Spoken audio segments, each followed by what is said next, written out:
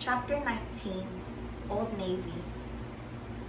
The Old Navy sign seduced my mother like a moth to a dwindling gas lantern. She fluttered with the minute strength that remained. The outcome she had been aiming for, mere yards away. Somewhere on the outskirts of Richmond, Virginia, I would walk through that chain-stored door, knackered and depleted by the endless judgment, but determined to emerge a girl for her. My mother's life was not easy. A single mom, a working parent, and someone who had been familiar with loss from an early age.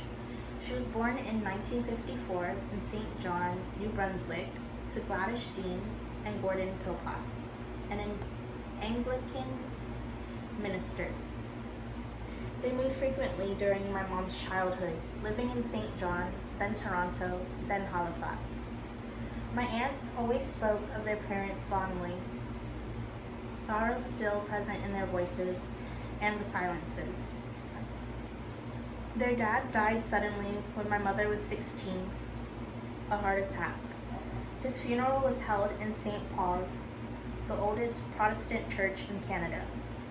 It overflowed with people standing in the back, out the door, love and reverence from all those who had been moved by him. My mom tells me he made his sermons joyful, youthful. Standing at the altar when he was the minister at St. Paul's, he would reference Beatles lyrics, interweaving them with the words and lessons of Jesus. My grandmother, despite dealing with such profound grief, stayed strong for her children in the wake of her husband's death. She had no choice really, being the sole parent of 4 kids still at home. She kept her pain hidden from those around her. 2 years after my grandpa's passing, my grandmother felt a lump in her breast, and then more lumps. She made the choice to not tell her doctor. Survival was highly unlikely then, and she did not want to pursue treatment. My grandmother told no one, including her children. She hid it, covering what may have been a fungating breast tumor with talcum powder, Kleenex, and perfume as the cancer took over. I can imagine she did not want her children to witness that, still so fresh with grief. My grandmother died when my mother was away studying. My mom had set off for France to study abroad as part of her degree. She longed to be a French teacher. She relished the language, the flow, the adventure of learning a familiar but new landscape. In Paris, she studied the dialect, immersed in a new culture.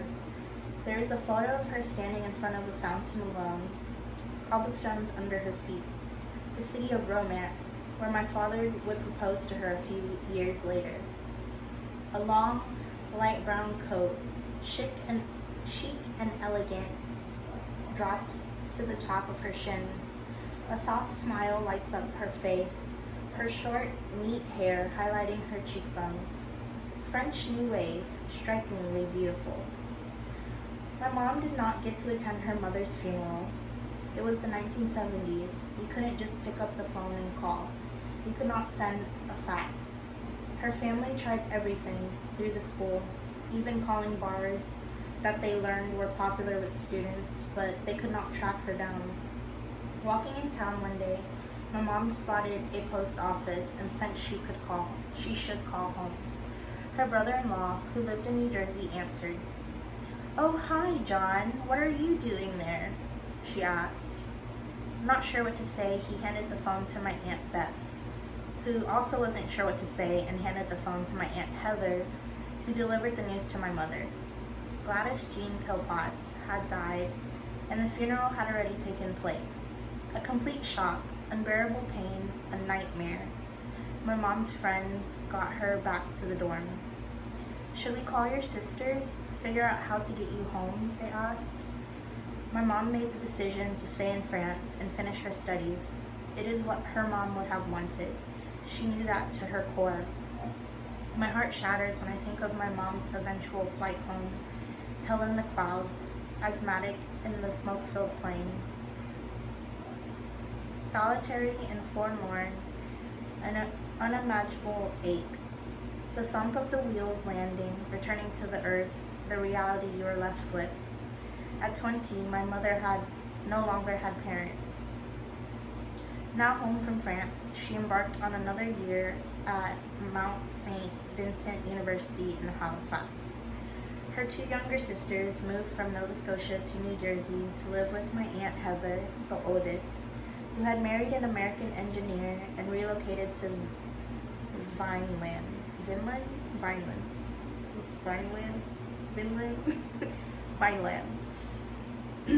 Heather had an effervescence and a deeply nurturing quality, perhaps sprouting from this difficult period, offering it amid her own state of grief, dragging it out of herself.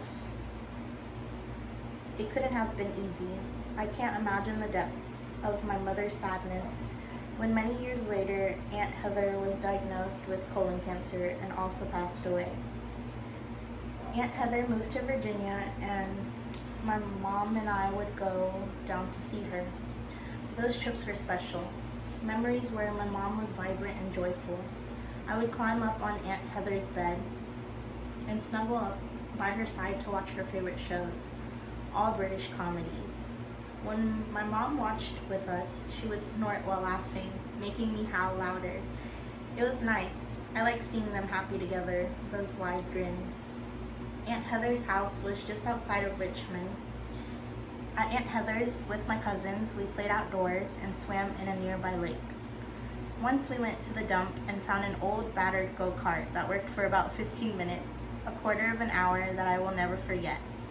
After it broke down, we found a discarded tetherball set that seemed just fine. An adult assembled it for us, securing it to the ground, and we ended the evening with s'mores by the fire. I would be outside for hours, sitting in the dirt and watching the ants crawl over my palm, encircling it. Tiny legs scrambling. I wanted to be like Mowgli, how he ate ants in the jungle. Curving around the side of my hand, they reached my knuckles. Recalibrating, they headed toward my wrist, scurrying around my watch. And as they did, I licked them up one by one. My cousins ran off and tattled on me to my mother. Martha Pillpots marched over and furiously stuck her fingers in my mouth, digging around to remove the dead or wriggling insects. I remember she pulled out her index finger and it had streaks of black and blood. Gross, but they probably had a much higher nutrition content than the Kraft cheese slices in my aunt's fridge. When puberty hit around the time of my final visit, Virginia felt different. Cousins from Aunt Heather's extended family were over as well. We rarely saw each other. My mom and I couldn't go to Richmond often, but Aunt Heather's place was always a hub of activity and visitors, even in her last years. "Where'd you get your t-shirt?" my older cousin snarled, the vibration cracking the fissure that had started when they realized I was not like them. It was thinly striped, one of my most worn. It had subtle color shifts, earth tones. Green basketball shorts, dark and shiny, topped my legs. Sporty white socks stretched proudly out of my Adidas. A chunky Casio watch circled my wrist. Turned out she was not interested in where I got the shirt, but interested in telling me she hated it and that I dressed weirdly. Her American Eagle and Old Navy tank tops, hoodies, and jeans had made her a carbon copy of the girls who had grown to despise me. A look my way, causing their faces to crinkle. That same state of displacement, of detachment, had followed me the 2,000 kilometers to Virginia. "Do you even have a mall in Canada?" she asked. Tongue-tied, I thought of the go-kart. The lake and how warm it was, the angry ducks, the cold Pepsis on the beach, the frozen chocolate bars that blew my mind. Why did I think here would be different? Why would this 14-year-old tomboy fit in here? My cousin had her sweet 16 while we were in Virginia. She had a party planned at her mom's house, a short drive's distance.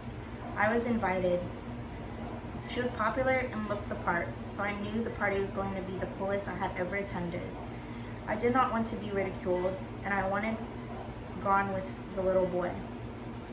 I wanted to make my mother happy. "Mom, will you take me to Old Navy to get girl clothes?" I asked. Typically, there was no disposable income for a random wardrobe request, but this was different. This was a dream come true for Martha.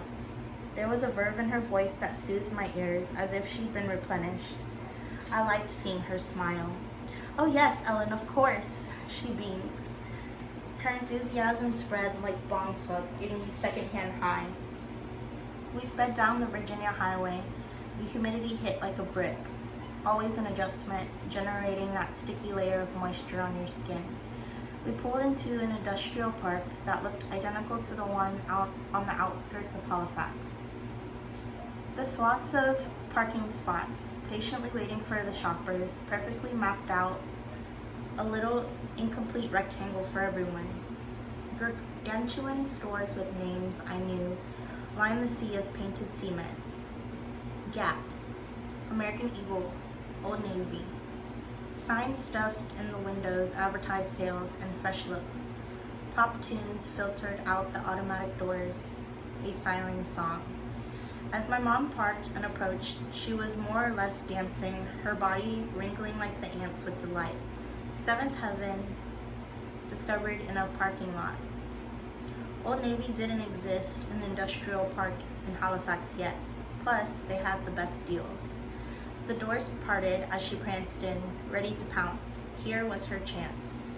I remember surrendering as we walked through the girls' section. The pinks and baby blues, the sparkles, the tank tops, the crop tops, the low-rise jeans, all of it morphed together. The pop frequency tapping into the brain.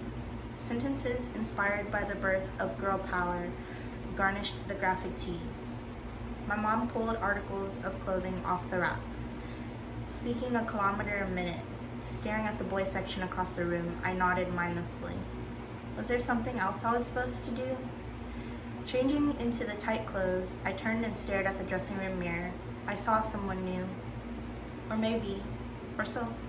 Or someone maybe I met before. I was nervous to say, "Nice to meet you." They stood looking right at me directly in my eyes. They scanned my body up and down as I did hers. The light blue tank with a small pattern of lace. The skinny jeans framed her ass, pushing it out for the world to see. Slipping into the shirt with Old Navy embroidered on the front. It curved into my chest, clinging to the lingering sweat. There I was, framed like a poster, a mannequin in the window. I had value now. I needed to pull up my bootstraps, grow up, stop being difficult and selfish, be a young lady, and make my mom proud. Martha's high continued as we drove back to my aunt's. I watched her face, every glance at the bags at my feet, another hit. A big inhale with a smooth exhale. Now she could relax. It wasn't just a dream. The spinning top fell. The same music from Old Navy followed me through the radio. The summer hits on repeat. Kitty, kitty, ya, ya, da, da. Kitty, kitty, ya, ya, hee. The party began calmly enough, then snowballed into the kind of party I'd seen in movies starring Jennifer Love Hewitt. They were not supposed to be drinking, but shockingly, alcohol was everywhere.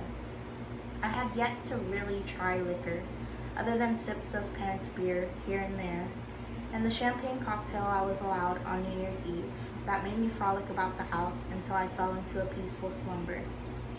My days of high school parties had not quite arrived, but they would soon, where drinking was a sport as much as the soccer we played. A friend of my cousin sat down next to me drunk and started asking me about Canada. "Do you live in an igloo?" he questioned sincerely. I explained that I did not live in an igloo. He continued to tell me how much Canada sucks. Parents were at home, just respectfully tucked away. Guests continued to waltz in. The music volume had incrementally risen, making it a struggle to hear much, as the pulsating house vibrated with hip-hop bass.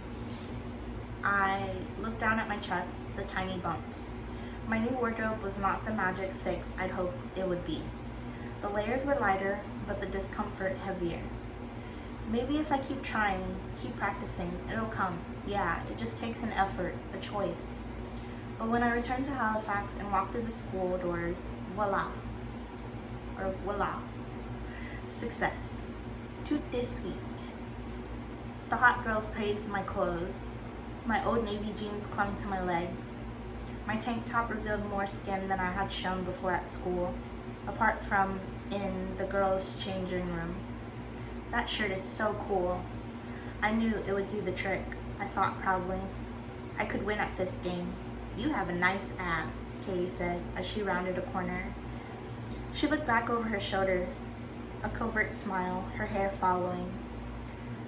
I wanted her to like his ass.